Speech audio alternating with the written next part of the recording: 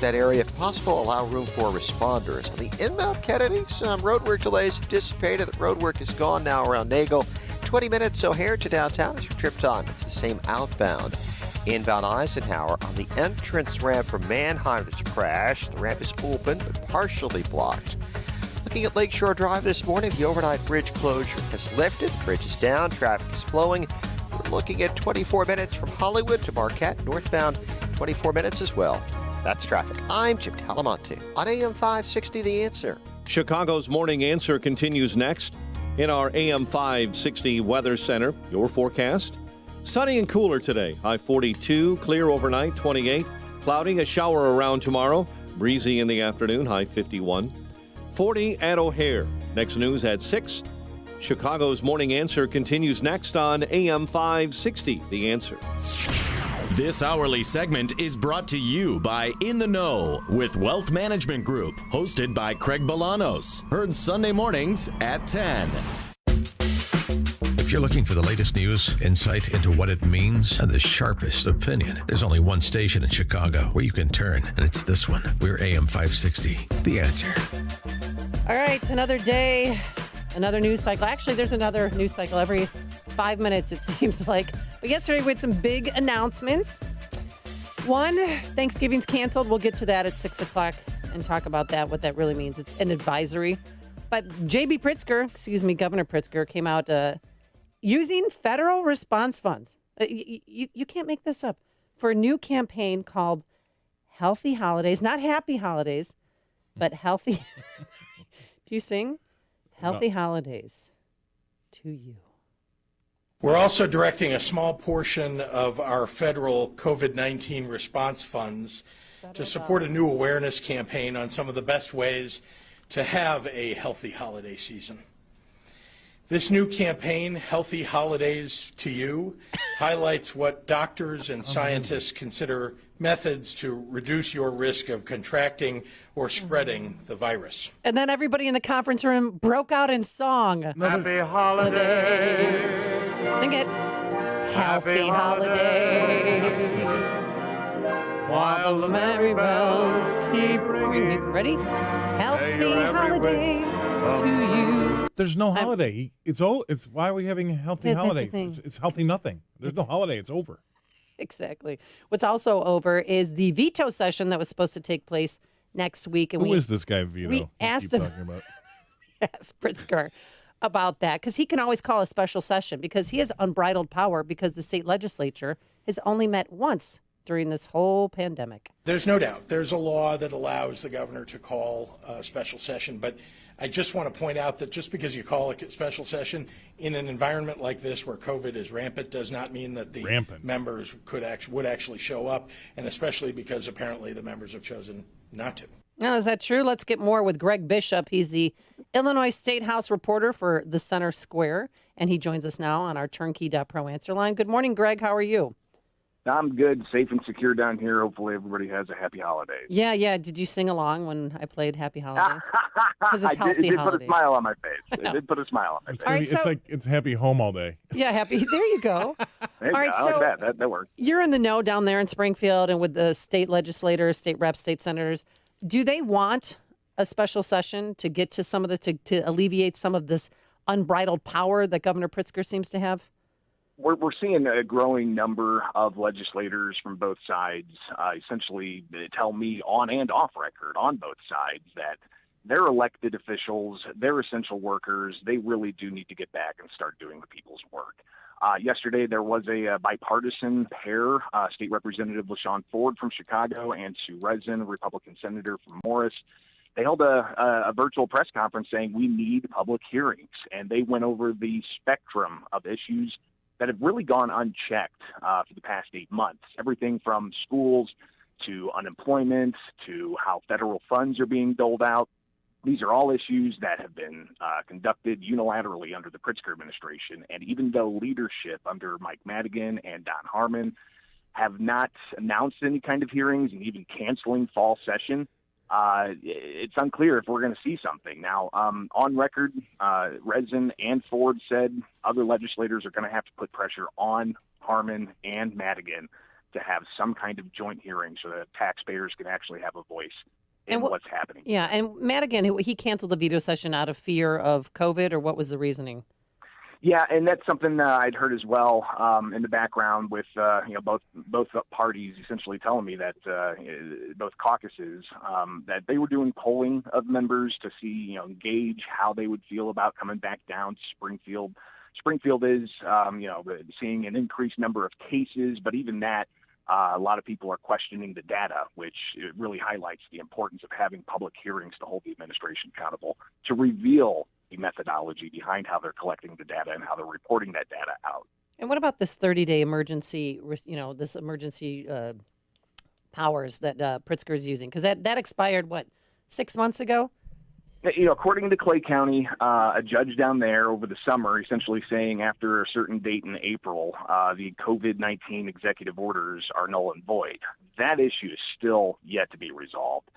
You had up there in Kane County, apparently the restaurant there is going to take that all the way to the state Supreme Court. So again, it's an issue that's unresolved at the moment. But as of right now, the governor is really pushing on local officials to start enforcing and handing out fines to restaurants and bars that violate his orders. And we could see even more data today from the administration. They may use that to justify continued actions. But some questions are going to have to be asked about how that data is being presented. Are they providing it as a timeline, or are they just aggregating all that data together? That's going to be an important question to get to the bottom of. But again, with press conferences, the governor has the ability to just divert to a different issue, go to a different reporter. And that's why the public hearings are so important to legislators, because that gives them the opportunity for a long format conversation about these important issues. What I find incredibly frustrating is, like you said, these issues still need to be resolved, but it's pretty cut and dry that he's got 30 days with his first initial order, and after that it's expiring.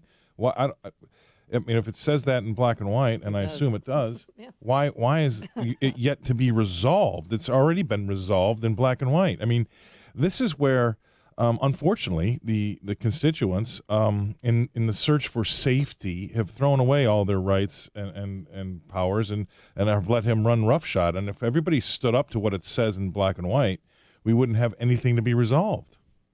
Well, I think that probably really highlights the issue of getting public buy-in. And that's something that Representative Ford has told me as well, is if we have these public hearings, taxpayers can have a voice, business owners that are being impacted can be at the table, they can hold the administration accountable for the metrics that are being used to make these decisions and driving public policy based off those numbers. And there could be more public buy-in if they have open and transparent hearings. But I think that these lawmakers are also starting to hear more and more from their constituents, including their small business owners, bars and restaurants, that the pressure is mounting, and people are getting more and more uncomfortable with the unilateral power. Have these small businesses brought up the fact that they're due a rebate from what the government's been stealing from them, because they make them buy their liquor licenses, but then they shut them down so they can't use it. That's stealing.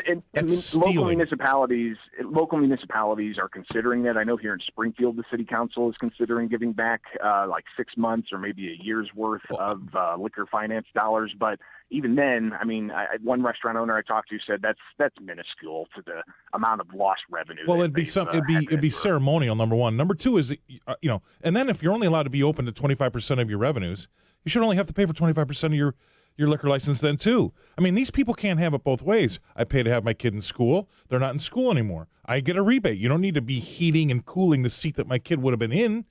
I get my rebate. See, Pritzker shouldn't be taking a salary if he's going to shut the city down. I know he doesn't need one. The guy was born on third base and thought he hit a triple. But at the end of the day, these people are stealing. It's, again, something that there needs to be public hearings. These legislators are pushing for it. And the question is are they going to be able to do a joint hearing of the House and Senate to start highlighting these issues?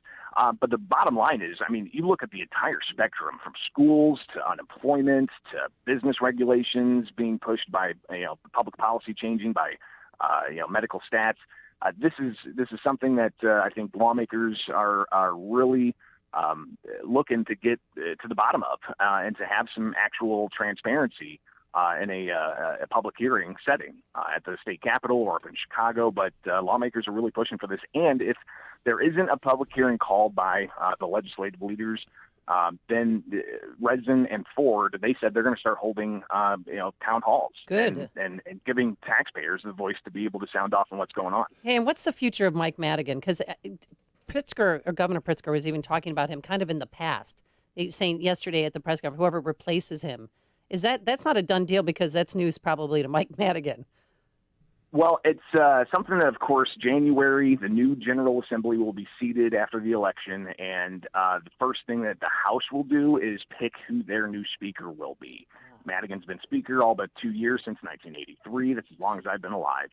And the pressure is mounting there as well. Some Republicans view the cancellation of session not necessarily as concerns over COVID-19. They view it as Madigan being weak and not having the support to move forward with whatever policies there may be. And there may be also a growing number of people in the Democratic caucus that continue to voice their opposition for Madigan to have another term come January. So, it'll be interesting to see how all that plays out, and it'll happen right here in Springfield. Yeah, and Greg, before we let you go, because we know you have your own show to do starting at 6 o'clock down there in Springfield, are restaurant owners abiding by this new mandate?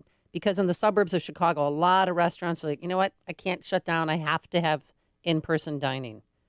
There's been public outcry from the restaurant community down here. There's potentially thousands of employees that are going to be impacted and being impacted. Starting this morning, actually, the county did put in a prohibition of indoor bar and restaurant service, and it's just wrecking the hospitality industry down here. And they're trying to get more information. The data they've been shown doesn't justify to them that restaurants and bars need to be targeted.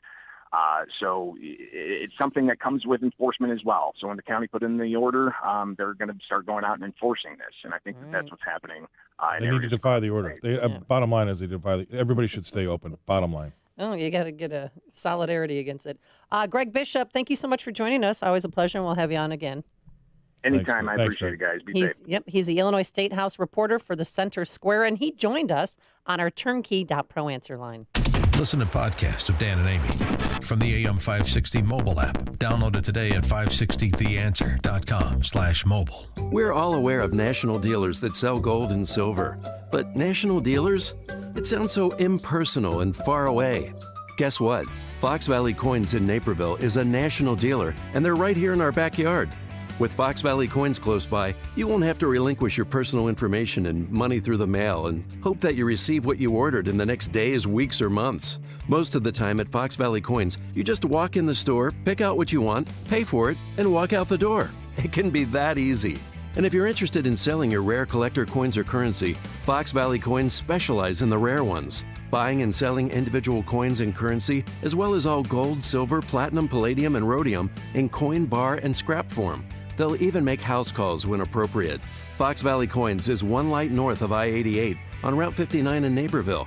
They're closed on Sundays and have been dealing with integrity since 1981.